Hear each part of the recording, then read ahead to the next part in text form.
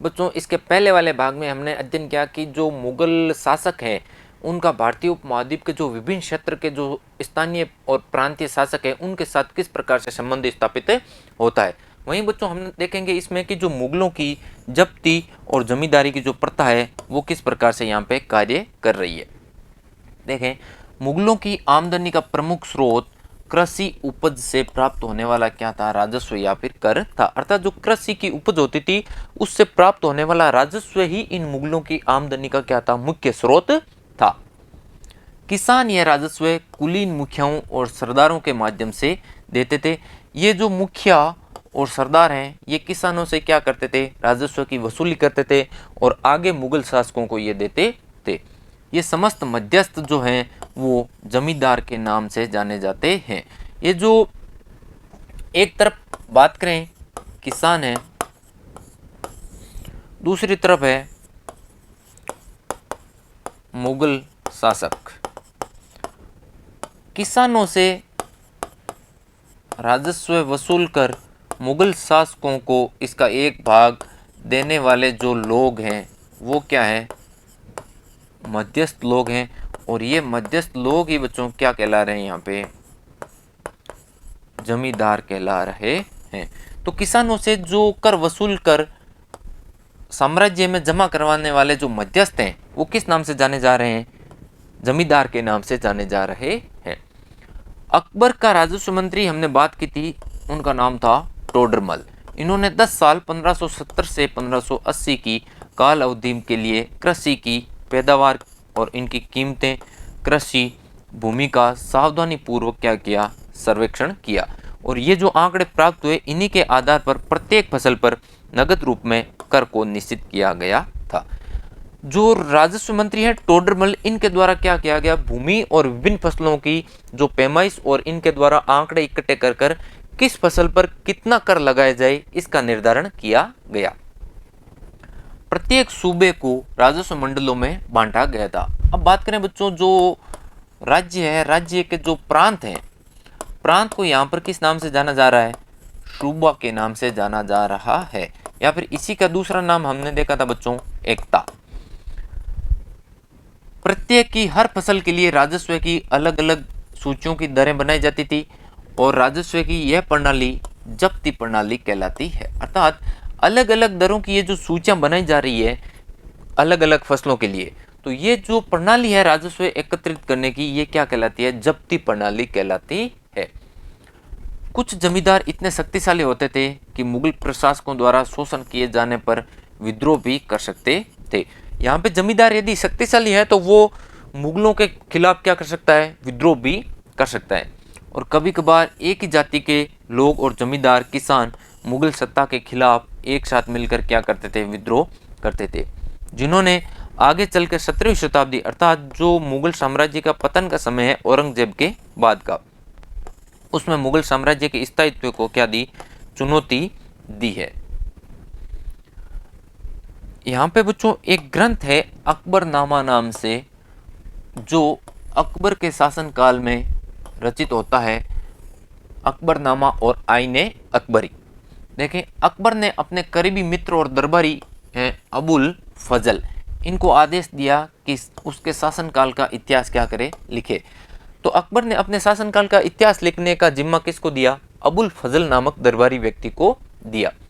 अबुल फजल ने यह इतिहास 3 जिल्दों में या फिर 3 भागों में लिखा है जिसका शीर्षक है अकबर नामा। पहली जिल्द में अकबर के पूर्वजों के बयान हैं और दूसरी अकबर के शासनकाल की जो प्रमुख घटनाएं होती है उनके बारे में जानकारी प्रदान करती है। पहली में कुछ नहीं बच्चों, जो अकबर के जो पूर्वज हैं उनके बारे में है, और दूसरी में क्या है, अकबर के जो साम्राज्य की घटनाएं हैं वो है। वहीं तीसरी जिल्द की बात करें तो उसका विशेष नाम है आईने अकबरी। ये ध्यान रखें कि अकबरनामा का जो तीसरा भाग है वो किस नाम से जाना जाता है, आईने अकबरी के नाम से जाना जाता है। इसमें अकबर के प्रशासन, घराने, सेना, राजस्व और साम्राज्य के भूगोल का ब्यौरा मिलता है आईने अकबरी में। इसमें समकालीन भारत के लोगों की परंपराओं का और संस्कृतियों का भी विस्तृत विवेचन किया गया है। आईने अकबरी का सबसे रोचक आयाम यह है कि विविध प्रकार की चीज़ों, फसलों, पैदावार, कीमतें, मजदूरी और राजस्व का इसमें सांख्यिकी विवरण प्रस्तुत किया गया है। अर्थात अकबरनामा का जो सबसे मुख्य भाग है, तीसरा भाग है, और वो है आईने अकबरी। इस चित्र में आप देख रहे हैं बच्चों, अबुल फजल के द्वारा अकबर को आईने अकबरी और अकबरनामा जो ग्रंथ है वो भेंट किए जा रहे हैं। अकबर की नीतियों की बात करें बच्चों, तो अकबर की नीतियां बहुत ही विस्तृत और प्रभावशाली थी कि प्रशासन के प्रमुख अभिलक्षण अकबर के द्वारा ही निर्धारित किए गए थे, और जिनका विस्तृत वर्णन अबुल फजल की जो ग्रंथ है, किताब है अकबरनामा, और अकबरनामा के मुख्य बात करें तो तीसरे भाग आईने अकबरी में ये मिलते हैं। तो देखें, मुगल साम्राज्य बच्चों प्रांतों में बंटा हुआ था, और इस समय प्रांत को सूबा के नाम से जानते थे, और सूबे का जो प्रमुख होता था वो क्या कहलाता था? सूबेदार कहलाता था। और इस सूबेदार के पास में बच्चों राजनीतिक अधिकार भी होते थे, और सैन्य और सैनिक अधिकार भी इस सूबेदार के पास में होते हैं। तो बच्चों जो इस सूबे का जो वित्तीय अधिकारी है उसको दीवान के नाम से जाना जाता था, वित्तीय अधिकारी, दीवान। वहीं बात करें इस सूबेदार की सहायता करने के लिए विभिन्न प्रकार के जो अधिकारी होते हैं, उसमें सबसे पहले बात करें बख्शी नामक अधिकारी, तो जो सैनिक वेतन और इनका निर्धारण करने वाला अधिकारी होता था वो होता था बख्शी। सदर की बात करें तो धार्मिक मामलों का मंत्री क्या कहलाता था? सदर कहलाता था। फौजदार जो सेना नायकों का अधिकारी होता था, और कोतवाल जो इस नगर का क्या होता था? पुलिस अधिकारी होता था, वो कोतवाल के नाम से जाना जाता था। तो ये जो विभिन्न अधिकारी हैं ये क्या करते थे? सूबेदार को सूबे का प्रशासन चलाने में क्या करते थे? सहायता करते थे, और जिसका वित्तीय अधिकारी क्या कहलाता था? दीवान के नाम से जाना जाता था। तो इस प्रकार से इसमें डायग्राम में देखा कि जो मुगल साम्राज्य है उसका प्रशासन किस किस प्रकार से किया जा रहा है, और इन सब के ऊपर यहाँ पे जो मुगल साम्राज्य यहाँ पे कौन होता था? जो मुख्य शासक होता था उसका नियंत्रण यहाँ पे केंद्र में रहता था, और इसी के अधीन ये पूरी प्रक्रिया चलती थी। इबादत खाना, देखिए बच्चों एक विशेष व्यवस्था है।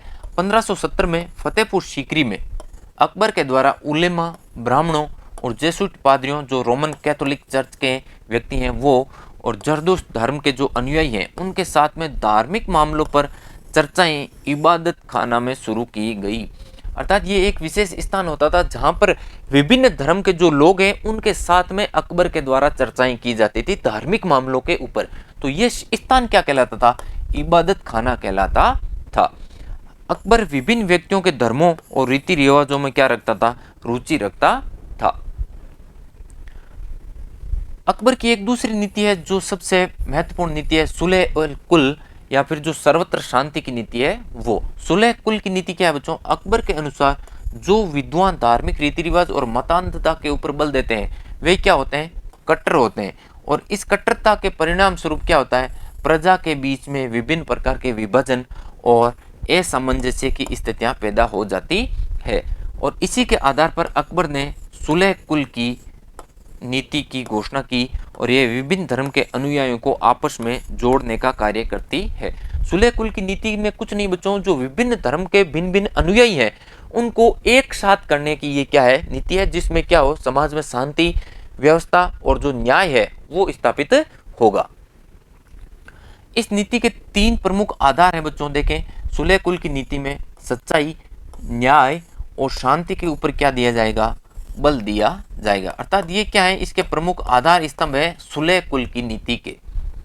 अबुल फजल ने इस नीति को शासन में लागू करने के लिए क्या की जा रही है? अकबर की सहायता की जा रही है, जो क्या है? अकबर का मुख्य कवि और दरबारी है।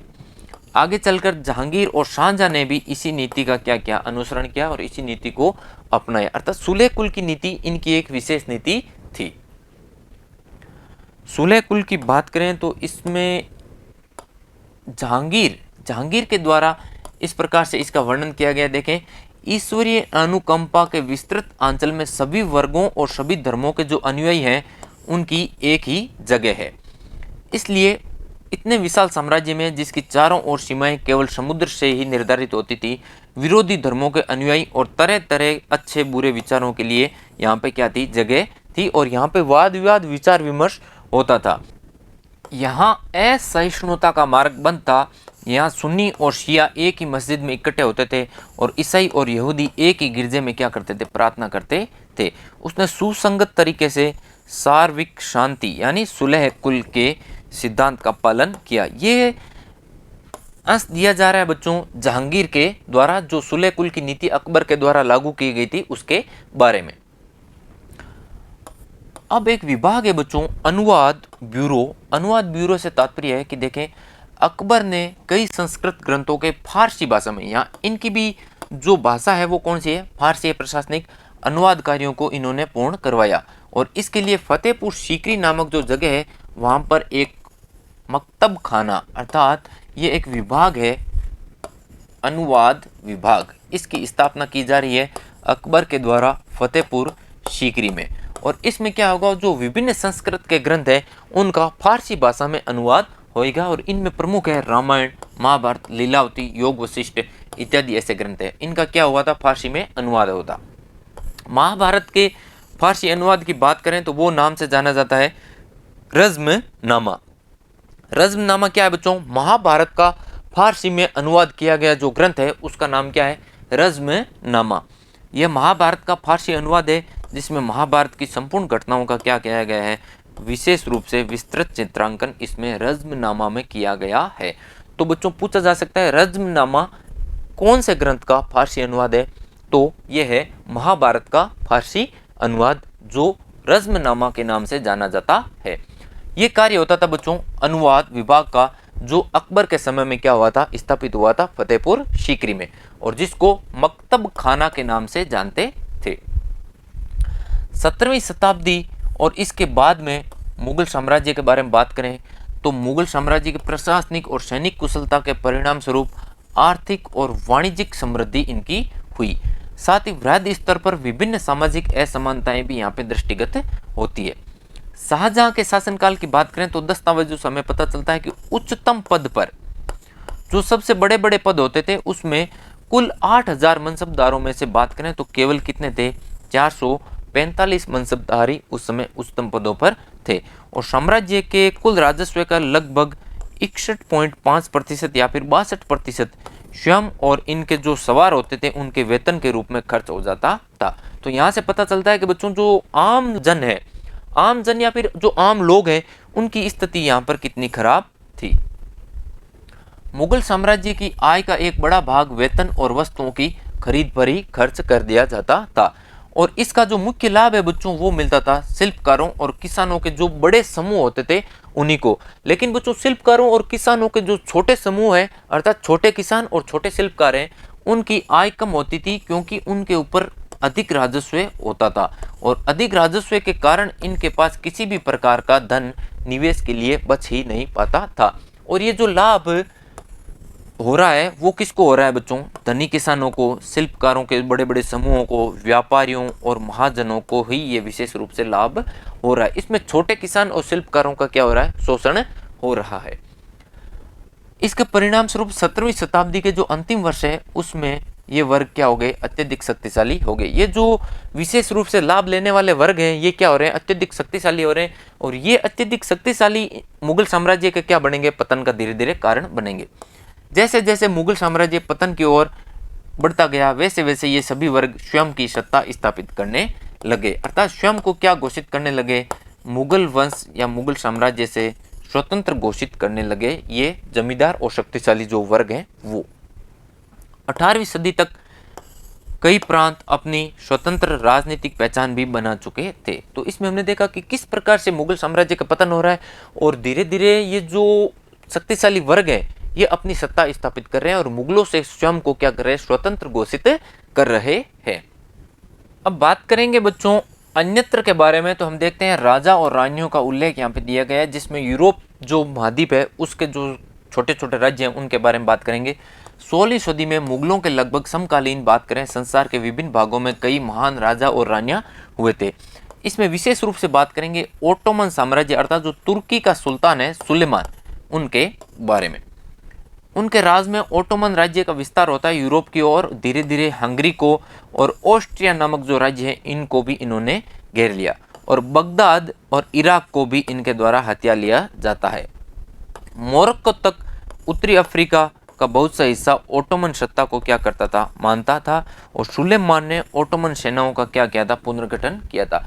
इसमें बात हो रही है कि जो तुर्की के शासक हैं सुलेमान, ओटोमन साम्राज्य के क्या है, महत्वपूर्ण शासक है, और उनके द्वारा किस प्रकार से अपने आसपास के क्षेत्रों को विजित किया जा रहा है, जो मुगलों के क्या है बच्चों, समकालीन है। पूर्वी भूमध्य सागर के इलाकों पर इस नौसेना के प्रभुत्व की वजह से जो स्पेन है उसके साथ में इनकी क्या होती है, प्रतिस्पर्धा होती है। अरब सागर की बात करें भारतीय उपमहाद्वीप वाले क्षेत्र में, तो इस नौसेना ने पुर्तगालियों को क्या दी, चुनौती दी, और सम्राट को अल कानूनी अर्थात विधि निर्माता का खिताब भी दिया गया, अर्थात विधियों का निर्माण करने वाला व्यक्ति, क्योंकि उसके शासनकाल में बड़ी संख्या में नियम और कानून बनाए गए थे, इसीलिए इसको अल कानूनी के नाम से भी जाना जाता है।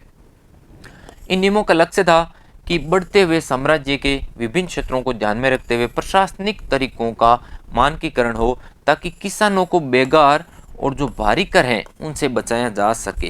अर्थात किसानों के ऊपर बच्चों अत्यधिक भारी कर लगते थे, उनसे क्या होती थी, इनकी स्थिति अत्यधिक दयनीय हो जाती थी, और इनका उद्देश्य था उनकी दयनीय स्थिति को बचाना। आगे चलकर 17वीं शताब्दी में ओटोमन क्षेत्रों में जब सार्वजनिक व्यवस्था का पतन हुआ, तो सुलेमान कानूनी के काल को आदर्श शासन काल के रूप में याद किया जाने लगा। अर्थात जो सुलेमान का जो शासन काल है वो ओटोमन साम्राज्य का क्या था बच्चों, स्वर्ण काल माना जा सकता है।